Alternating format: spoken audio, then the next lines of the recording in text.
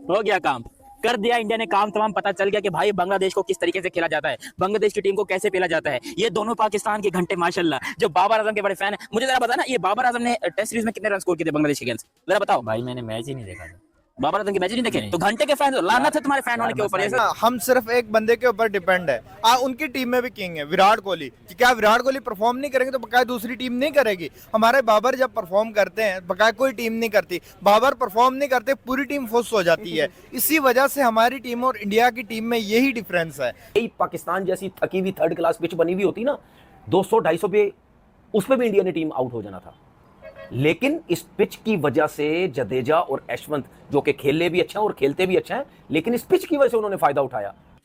इस इनिंग्स के बाद, इन दोनों की इनिंग्स के बाद, इस पार्टनरशिप के बाद 195 227 बॉलों के ऊपर जिस पेस से खेली गई, it is not about the runs, how the runs came in, it was about the intent, it was about counter attacking, it was about absorbing those that movement and that situation and bouncing back from a specific period of time. कोई हिसाब किताब है, उन्होंने सोचा कि यार विराट कोहली को out कर लिया, रोहित को आउट कर लिया, जयसवाल को आउट कर लिया तो हम भाई परफेक्ट, इनके पास आगे कोई बैट्समैन नहीं बचा। लेकिन भाई इंडिया की पूरी टीम बैट्समैन एंड बॉलर्स हैं, आप उनको कभी भी कह लें कितना कम नहीं ले सकते। रविंद्रा ने आके लिख दिया फेल। वो नारा लगाइएगा, कौन सा? वो जो आप उस दिन लगा रहे थे फैसलाबाद में, लग रहा था कि किंगडम के लिए, for the sake of kingdom आज आ गया। यार मेरी बहन की आज सुन ली, किसी ने बताया कि बाबर आजम ने उसने 100 मार दिए for the sake of kingdom. Please 339 run किए, ऊपर से इतने बड़े बड़े प्लेयर आउट होने के बाद। और अगर यही बड़े प्लेयर आउट ना होते, अगर शर्मा खड़ा रहता या कोहली खड़ा रहता, ठीक है, तो फिर आप सोच लें इनका क्या हाल होना था। मेरे ख्याल अगर ये खड़े रहते तो आज 400 रन तो लगे हुए होते आराम से। और ना के सिर्फ फाइट बैक, आज मेरे ख्याल से बांग्लादेश को वो एहसास हो रहा होगा कि जब 28 पे 6 ये हो गए थे रावलपिंडी में, उसके बाद लितनदाज और मेहदी मराज ने जो इनिंग्स खेली थी, बस उसी की कुछ आज एक तरीके से रिपीटेटिव आपको एक ट्रांसमिशन दिखी है। लेकिन what a fight back it was. और इस फाइट बैक के बाद इतनी तारीफें, क्या सचिन हो, क्या सौरव गांगुली हो, ये दुनिया में करने कुछ नहीं आए हैं, इन्होंने जिंदगी में सिर्फ और सिर्फ बाबर आजम को फॉलो करना है। जो बाबर आजम ने भी जिंदगी में कुछ नहीं किया और ये लोग भी कुछ नहीं करेंगे। इन लोगों को भी यकीन करो, सिर्फ धुएं निकालने आते हैं और कुछ भी करना नहीं आता। असल जो क्रिकेट खेल रहा है वो इंडिया खेल रहा है, वो आज उन्हें खेल कर बताया है। सब्सक्राइब करिए न्यूज हाईलाइट फर्स्ट चैनल को और बेल आइकॉन को दबाना मत भूलिएगा। शुरू में आउट हो गए इंडिया के, ठीक है, कोहली भी, शर्मा सारे आउट हो गए। जयसवाल खड़ा रहा, उसने 50 रन की इनिंग खेली। Hasan Mahmud no doubt extraordinary, उसने नए बॉल से बॉलिंग की। क्या हुआ उसके बाद? क्या हुआ? यही हसन महमूद, नाहिद राना और तस्कीन ने बुरा हाल किया हुआ था पाकिस्तानी बैट्समैनों का। उसकी क्या वजह थी? सिर्फ पिच ऐसी थकी हुई घटिया बनाई थी हम लोगों ने, जिसकी वजह से वो पूरा दिन पाकिस्तानी प्लेयरों को आउट करते रहे और एक जगह पे बॉल करते रहे जहां से स्विंग सीम होता रहा। नाहिद राना टैकल ही नहीं हो रहा था, तेज बाउंसर आगे से फारिग, तेज बाउंसर आगे से यूं किया वो किया। आज क्या हुआ है? मैंने आपको याद है एक चीज बोली थी, मैं देखता हूं ये हसन महमूद, नाहिद राना या तस्कीन जब इंडिया में जाएंगे ये कैसी बॉलिंग करेंगे। मैंने नए बॉल्स के अलावा बात की थी, क्योंकि मुझे पता था कि इंडिया में नया बॉल ही अगर हुआ तो हुआ, उसके बाद पुराने बॉल से कुछ भी नहीं होता। अगर आपको रिवर्स स्विंग करनी आती है तो आप मुश्किल में कहीं डालेंगे। रिवर्स स्विंग में भी आप 2-4 ओवर करते हो, उसके बाद आपको कप्तान हटा देता है। उसके अलावा क्या करेंगे? क्या किया आज? नो डाउट, इसमें कोई शक नहीं है, जडेजा और यशवंत ने एक्स्ट्राऑर्डिनरी इनिंग खेली, सेंसिबल इनिंग खेली, समझदारी से इनिंग खेली, जल्दबाजी नहीं की। यशवंत ने जिस तरह 100 की इनिंग खेली, जडेजा भी 100 की तरफ जा रहा है। कॉम्बिनेशन दोनों का बहुत अच्छा था। एक तो राइट और लेफ्ट का जो चल रहा था वो भी बॉलर को मुश्किल डालता है, लेकिन बॉल ब्रेक नहीं हो रहा था ना। फास्ट बॉलर का पुराना बॉल हो रहा था, उसका पूरा एडवांटेज उठाया।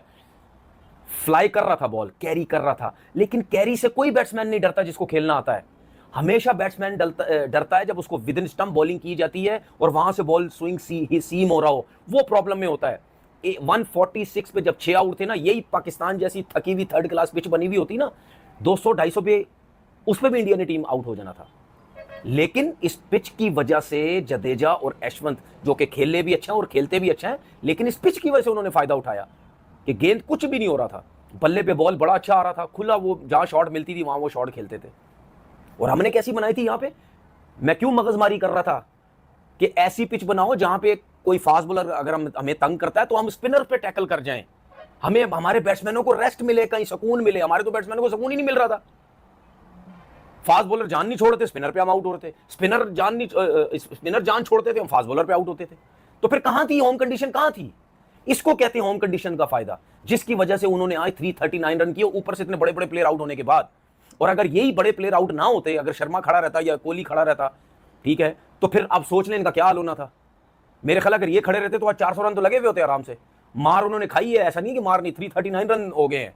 जडेजा की बात करें, इंग्लैंड बेसबॉल को उन्होंने जो है जेसबॉल का नारा लगवा दिया और आज देख लें फिर वो उनकी भाई कमाल की जो है वो आज रही। यार मुझे नहीं समझ आती कि आई थिंक कि हम कहें कि इंडियन बॉलर्स बैट्समैन है या बैट्समैन उनके बॉलर्स हैं। ये confusion है। ये कंफ्यूजन है हमें, बिकॉज़ हम आई थिंक कि जैसे कि हम लोग देख सकते हैं कि बांग्लादेश वाले तैयारी रोहित शर्मा कर गया, चल जो है वो विराट कोहली वो जो कहते ना 80 साल रात केमिस्ट्री पढ़ते रहे, सुबह इंग्लिश का पेपर आ गया, वो हिसाब किताब है। उन्होंने सोचा कि यार विराट कोहली को आउट कर लिया, रोहित को आउट कर लिया, जयसवाल को आउट कर लिया, तो हम भाई परफेक्ट, इनके पास आगे कोई बैट्समैन नहीं बचा। लेकिन भाई इंडिया की पूरी टीम बैट्समैन एंड बॉलर्स हैं, आप उनको कभी भी कह लें कितना कम नहीं ले सकते। आके रविंद्रा ने आके लिख दिया फेल। आप फेल हैं, आप A+ नहीं है, आप कह लें कि Z+ है और आपको यही रहना चाहिए। एंड आई थिंक कि सीरियसली यार आज बहुत अच्छा परफॉर्म किया। बंगालियों के जितना भी गरूर होते हैं ना, आई थिंक गरूर नहीं करना चाहिए।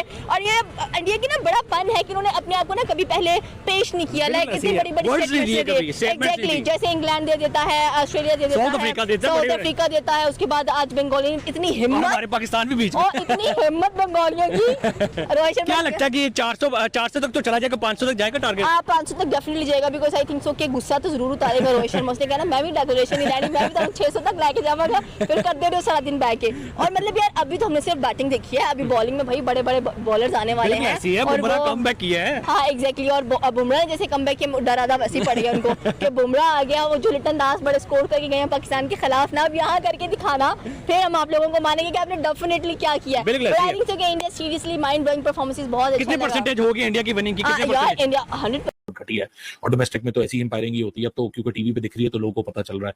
और दूसरी तरफ है रविचंद्रन अश्विन और जडेजा, जब टीम के लिए लड़ना हो, टीम डाउन एंड आउट हो, और एक्सपीरियंस कैंपेनर जो होते हैं, जो भले पूरे बल्लेबाज ना हो, वो एक दफा नहीं, वो 2 दफा नहीं, वो बार बार अपनी टीम को रेस्क्यू करते हैं। अगर आप पिछले 2-3 साल से इंडिया को अगर अपने घर से बाहर छोड़ें, अगर अपने घर में देखें तो ऐसी बहुत दफा हुआ कि जहाँ लोअर मिडिल ऑर्डर बैटर्स ने आके एस्केप किया। अगर आप अक्षर पटेल की बात करें, आप जडेजा की बात करें, आप अश्विन की बात करें, एक तो घर पे डोमिनेंस, और डोमिनेंस के बाद इन ऐसे इनवैल्यूएबल आपके पास वैल्यूएबल एसेट्स ऑलराउंडर की शक्ल के अंदर, जो कि एक पोजीशन पे 2 बंदों का काम करते हैं, और रविंद्र जडेजा तो एक पोजीशन पे 3 बंदों का काम करते हैं, जहां रविंद्र जडेजा अपनी फील्डिंग से भी यहाँ बहुत इंपैक्ट डालते हैं। सो इस इनिंग्स के बाद, इन दोनों की इनिंग्स के बाद, इस पार्टनरशिप के बाद 195 227 बॉलों के ऊपर जिस पेस से खेली गई, it is not about the runs, how the runs came in, it was about the intent, it was about counter attacking, it was about absorbing those that moment and that situation and bouncing back from a specific period of time जहां सब चीजें down and out आपके खिलाफ जारी थी और बांग्लादेश एक वक्त पे हावी हुआ था। लेकिन रन्स मैटर जरूर करते हैं, लेकिन रन से ज्यादा जो एक बल्लेबाजी थी, जो एक बल्लेबाजी करने का तरीका था, वो बहुत मैटर करता है कि उस तरीके ने किस तरह बांग्लादेश, जो कि दे वर ब्रीडिंग डाउन दी नेक, और वो एकदम से ऐसे बैकफुट पे गए कि आखिर में आते आते उनके इतने हाथ पांव फूल गए कि उनको समझ ही नहीं आ रहा था कि हम जो 6 विकेट लेके बैठे हैं, ये हम अब करें क्या। How massively the tables were turned, India fought back against them, और ना के सिर्फ फाइट बैक, आज मेरे ख्याल से बांग्लादेश को वो एहसास हो रहा होगा कि जब 28 पे 6 ये हो गए थे रावलपिंडी में, उसके बाद लिटन दास और मेहदी मराज ने जो इनिंग्स खेली थी, बस उसी की कुछ आज एक तरीके से रिपीटेटिव आपको एक ट्रांसमिशन दिखी है। लेकिन what a fight back it was, और इस फाइट बैक के बाद इतनी तारीफें, क्या सचिन हो, क्या सौरव गांगुली हो, क्या अनिल कुंबले हो, everybody is pouring their heart out and everybody is saying only one thing, that this is the kind of an experience you require when your team is down and out। इस तरह का